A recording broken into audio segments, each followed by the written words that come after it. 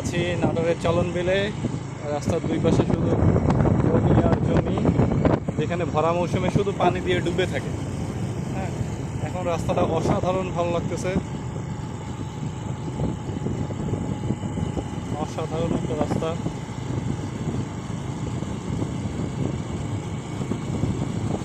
আর এই যে মনোমুগ্ধকর পরিবেশ, পাট গাছ লাগানো হয়েছে, পাট বড় হয়ে গেছে, ওই পাশে ধান আর ধান, ধান আর ধান, দুদিক যত দূর যায় শুধু ধান। আর এটা পুরোটাই ভরা মৌসুমে শুধু পানি আর পানি। পোলের অর্ধেক ডুবে থাকে। সবচেয়ে মজার বিষয় পোলে, যে পোলের অর্ধেক পর্যন্ত ডুবেই থাকে ভরা মৌসুমে। এখন কত সুন্দর মনোমুগ্ধকর পরিবেশ, কি সুন্দর একটা আবহাওয়া, রাস্তা কত সুন্দর।